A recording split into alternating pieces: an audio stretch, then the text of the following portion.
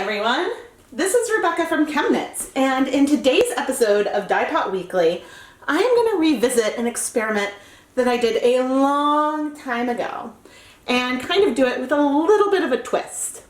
Today we are going to dye 100 grams of Stroll fingering weight yarn with tea. I have dyed yarn with tea before, but I dyed 100% wool, non-superwash yarn. And the Stroll fingering is 75% superwash merino, 25% nylon yarn. I have dyed a variety of flavors of tea and shown that you can get from tans to even pretty pinks using the tea. But I haven't done it all in one pot before. So I'm hoping to effectively space dye our Stroll fingering yarn with these different flavors of tea. So what I have here is a chamomile tea. This is a Rubio strawberry and vanilla tea. A cranberry, raspberry, and elderflower tea. This one should be pinkish. A lemon and ginger tea. And then just a black tea that will probably have one of the darker colors. In my pot, I have added 5 cups of water, and I'm going to add 2 tablespoons of vinegar. I don't know if the vinegar is really necessary to stain the yarn with tea, but I believe that I used this in the past. I probably should have gone back and checked. But I thought that it was just, there's no harm in having the vinegar present. Today's dyeing experiment is sponsored by Diane at Singing Wolf Dye Works. Thank you so much for sponsoring this video. Alright, so I'm going to take our Stroll yarn and we're going to pre-soak it directly in our pot. So with 5 cups of water, we're not really at quite like a low immersion place with this, but the yarn should fill up a lot of the pot, and so we might see, I'm hoping that we'll see some different colors result from the tea versus one all over color. Alright, and now I'm going to let this yarn pre-soak in this water vinegar solution for about 20 minutes. The 20 minutes has passed, and I'm now going to turn on the pot. Currently the heat is on high, but we just want to get the water so it is bubbling a little bit. It started to bubble, so I reduced the heat.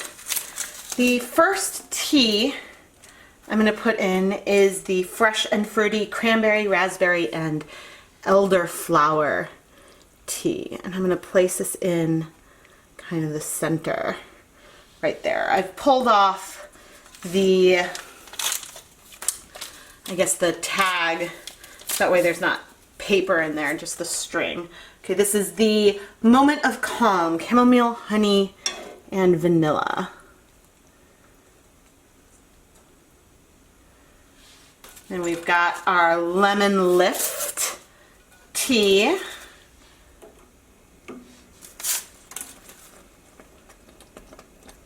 You can see that some pink there. Okay. Lemon lift.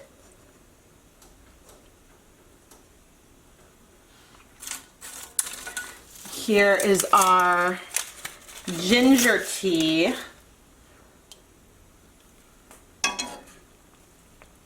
Over there. See, that's a nice little pink color. And then this is our other Moment of Calm, the Rubio strawberry and vanilla.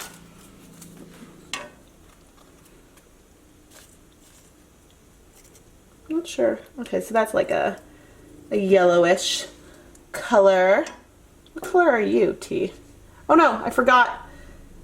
I don't want the paper in there. Whoops. Ginger tea. That one's not very colorful right now. This is our other Moment of Calm. Pretty subtle color, but it'll take, ooh, look at that. The color is really, really nice. Cool. Oh, you can see our dark tea coming out. Okay, so I mean, I think we're mostly going to end up with shades of brown here, but I'm curious how much they'll spread, how much they'll strike in a place, and how much we'll see mixing of color throughout this yarn. So now I still have the heat on low, but I guess we just need to sit and let our tea brew. Haha, okay. 10 minutes have passed, and ginger tea, you're a bit boring. I'm not seeing very much color coming out of you. This fruit tea in the middle is just stunning. And I'm surprised that this one is so dark. I forget. Because I left the paper on. It's the Rubios tea. But the chamomile tea is much paler. And I think that I looked at, similar flavors to these three, or maybe those three in the past. This one doesn't look like there's a lot of color, but if you compare it to some of these middle sections, there is some color. So, we're still brewing here. I mean, I don't think I'm expecting to see any colors exhaust or anything, but yeah, I'm curious to see how this continues. The heat has been on for a total of 20 minutes, and we're seeing a little bit of color spreading, but overall it is pretty subtle. I am now going to turn off the heat. It was just on really low anyway, and oh gosh, I left another thing in there. Ha! Yeah, the color from my ginger tea is like really, really subtle. We've got a really nice pink here, a very subtle yellow, and then our more intense browns down here. So now that the heat is off, I am going to let this sit and cool completely as it is to room temperature, at which point I will remove the yarn from the pot and we'll see what kind of designs we've got. All right, so here is our yarn. Let's squeeze out these last little bits of tea. Whoop. Oh dear. Okay, I burst that tea bag. Good thing I have to wash the yarn anyway. Just trying to squeeze out the water so I don't make a huge mess. All right.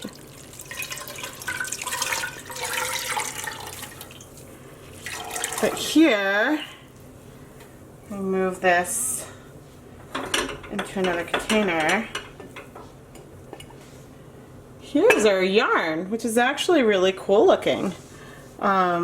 We've got some really deep color from one of the darker teas, but I think that this is a pretty cool colorway. We'll go wash it in just a minute. But let's also take a peek at what is left behind. So clearly, the water is still tea colored. Let me see if I have a clear cup. Get a better sense. Okay, so the water is definitely tea colored, but with 5 cups of water and 5 bags of tea, you would have expected the tea itself to be a lot darker. So a lot of color did end up in our yarn. All right, I've added some cool water to my basin, and now I'm just adding some liquid dish soap. Now let's add our terrific yarn, and oh, it smells really good. Smells really, really nice. So let's just see. Now there's a bunch of other stuff like that tea that I burst and whatnot in here, but first rinse. A lot of the color is still in our yarn. Not that this yarn has a ton of color, and I'll make sure to compare it to some bare yarn in the end. But, it's a nice semi-neutral, and the shades in here, especially with this little bit of rose brown pastel from that fruity tea, these colors really do evoke something fairly vintage. And so I'm kind of excited by that, and I think that you can make something that feels really, really pretty out of this. Anyway, the water runs clear. I'm going to rinse it just a couple more times. Use a salad spinner to remove any remaining yarn. Use a salad spinner to remove any remaining water, and then hang it up to dry. Dyeing yarn with tea is a lot of fun. And this is the first time that I've ever tried space dyeing with the tea. And you can see that the colors actually really stayed close to where the tea bags were placed, and that we have actually big sections, if I turn this over, of bare yarn. But we got a lot of variety in the browns and oranges that we got from these tea bags. I particularly like this brown that came from the red, the red tea, and it looked more pink before it dried and kind of lost some of that color. But I think that this brown is actually really, really rich, and it is very exciting for me. Even though I think this yarn is really awesome, it still feels a little unfinished to me. If we compare it to a skein of just bare yarn, you'll realize there's not that much color in the skein overall. And I'm not opposed to there being a lot of white patches, but I think that we can pump up the volume and add some more tea and get even more extreme color changes. So again, this yarn is awesome, and I think that space dyeing with tea is a lot of fun. You just really, if you want more coverage of the color, you're going to need to add some more, add some more tea bags or move the yarn around a bit while you're dyeing it. So how do I plan to pump up the volume? I've just in my pot added maybe an inch or two of water, and I'm just going to add a little splash of white vinegar. You can tell I'm going by feel here. And I want to add 5 bags of another fruity tea, this blueberry and apple tea. Okay, I have 5 tea bags, and the water is still relatively cool. It's not boiling yet, but I am just going to add these to the pot. And I'm going to let a little bit of tea brew before I add the yarn, which will help give some all over color. The other thing we'll see here is how much of the other color kind of remains versus if it bleeds out when we add the yarn back to hot water. But the combination of already having the yarn space dyed, having the tea bags in the pot still while I add the yarn, but having some tea brewed to bring color all around, I think will give us some really, really cool yarn. So you can see already we're getting some nice reds that, we expect the red to tone down a bit. But yeah, this is more what I'm talking about.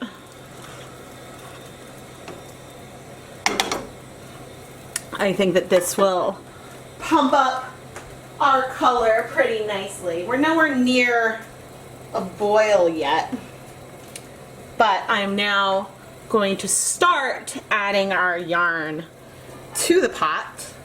And it's dry, so I'm gonna use this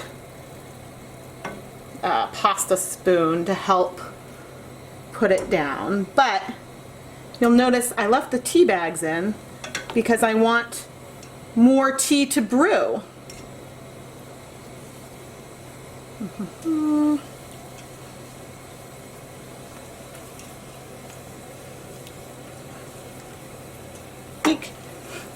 Probably should have picked a different slotted spoon. All right, we're now starting to bubble, so I am going to reduce the heat to low.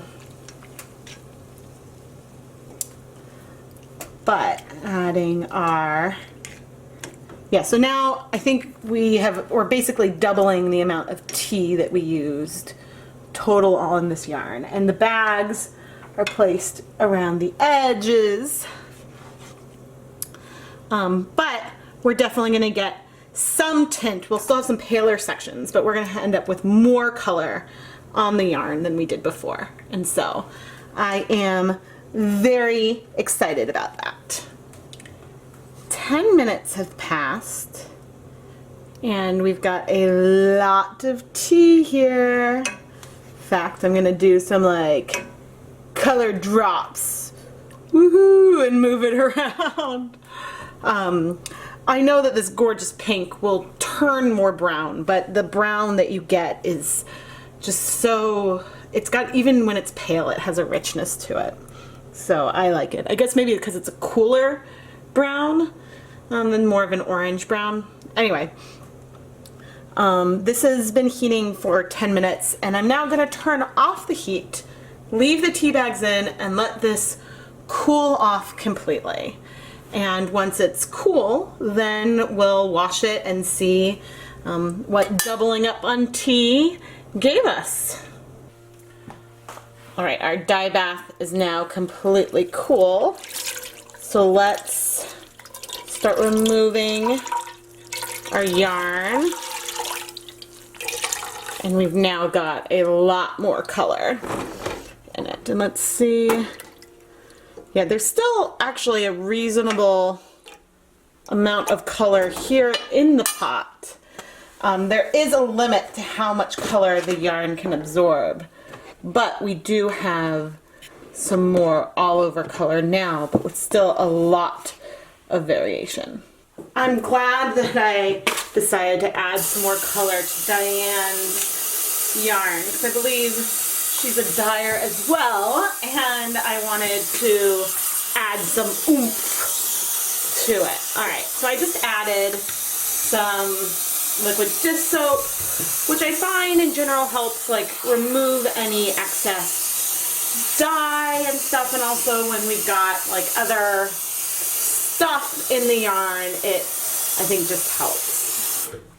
All right, so you can see that we have some color in our rinse water, which should not be surprising given that there was color remaining in the dye bath itself. And you know, we've got some pinks still in the yarn, but they're still kind of, I don't know if it's exactly oxidizing, if that's the right, would be the right chemistry that's happening, but I do expect this lovely rose kind of hue to appear more brown as it's dry. But you can see after just one rinse that the water is clear and we've got a lot of color remaining in this yarn, and that we've got this really cool palette of neutrals that can knit up, I think, into something really, really beautiful. Now, you wouldn't need to, if you wanted to do something like this and space dye your yarn with tea twice, you wouldn't need to go through the way I did this and let it dry and wash all the way in between. I just changed my mind with the finished yarn and decided I wanted to add some more color to it and to pump up the volume of these gorgeous tea dyed hues. So you can see that now, even in these paler sections, we aren't the same color as the bare yarn anymore. If we were, and when it's dry, I'll compare to the hank of undyed yarn as well. But now I'm gonna just rinse this one more time to make sure all the soap is out, and then I'll put it through the salad spinner to remove excess water and hang it up to dry. And I'll be back with our conclusions. For real this time, here is our finished dry yarn. When we space dyed this yarn with tea a second time, we got some more all over color, but the original color that we had dyed stayed in the yarn. And so this should give a sense of how permanent dyeing yarn with tea really is. And there's a reason why people like to use this technique to give paper and fabric and other things kind of a vintage feel. I especially love these deep, almost rose browns that come from the more fruity teas. They're not as pink as they originally looked in the pot, but I think that this color has a really great, subtle, almost depth to it. I said that I would compare this yarn back to the bare yarn, and even in the paler sections, we do have color now. Because in the second time that we space dyed this yarn, we added, I let the tea brew in the pot at the beginning, which then allowed me to get some color more all over. I'm really amazed how localized these colors stayed from the tea bags, which means that the color from the the herbs and things within the tea strike to the yarn really fast, and they don't really have enough time to diffuse to other parts of the fiber. And so this is actually, I don't know, really interesting to me, because I would have expected that maybe it would take a little longer, but the tea absorbed really quickly, and I think that we have a stunning yarn. Diane at Singing Wolf Dye Works, I hope that you enjoy your yarn. I think that these colors are absolutely lovely and vintagey, and I cannot wait to see what you do with the yarn. I am Rebecca from ChemKnits, and if you want to see more fun episodes of Dyepot Weekly, make sure you subscribe to the ChemKnits Tutorials YouTube channel. You'll get notified when a new video comes out or when I do a live stream, and you won't miss any of the dyeing fun. Thanks so much for watching!